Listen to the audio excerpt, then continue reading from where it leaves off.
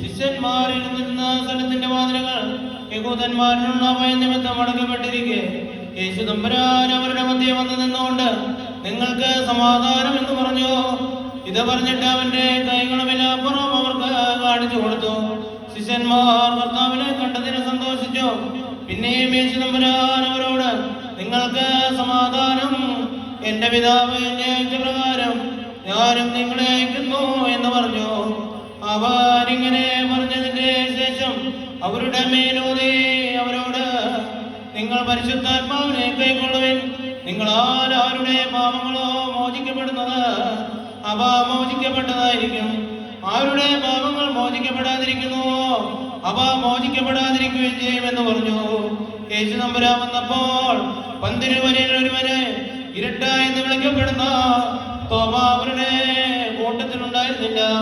മറ്റ് ശിഷ്യന്മാർ അവരോട് ഞങ്ങൾ കർത്താവിനെ കണ്ടു എന്ന് പറഞ്ഞു.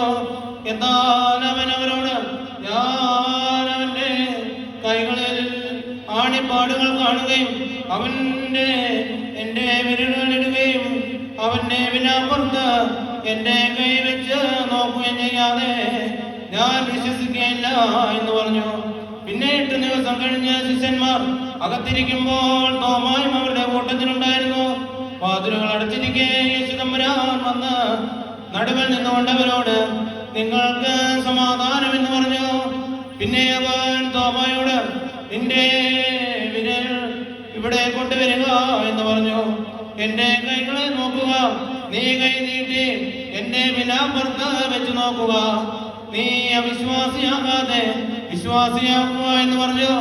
തോമ അവരോട് എന്റെ കർത്താവ് ദൈവമായുള്ളവേ എന്ന് പറഞ്ഞു. യേശു തമ്പുരാൻ അവനോട്, നീ ഇപ്പോൾ എന്നെ കണ്ടതുകൊണ്ടാണ് വിശ്വസിച്ചത്. എന്നെ കാണാതെ വിശ്വസിച്ചവർ ഭാഗ്യവാന്മാരാകുന്നു എന്ന് പറഞ്ഞു. ഈ പുസ്തകത്തിൽ എഴുതപ്പെട്ടിട്ടില്ലാത്ത മറ്റേകം അടയാളങ്ങളും യേശു തമ്പുരാൻ തന്റെ ശിഷ്യന്മാരുടെ മുൻപാകെ പ്രവർത്തിച്ചു. ഇവ എഴുതിയിട്ടുള്ളത് യേശു തമ്പുരാൻ ദൈവത്തിന്റെ പുത്രനായ മെസ്സിയാകുന്നു എന്ന് നിങ്ങൾ വിശ്വസിക്കേണ്ടതിനും അങ്ങനെ വിശ്വസിച്ച് തന്റെ നാമത്തിൽ നിങ്ങൾക്ക് നിത്യജീവൻ ലഭിക്കേണ്ടതിനുമാകുന്നു.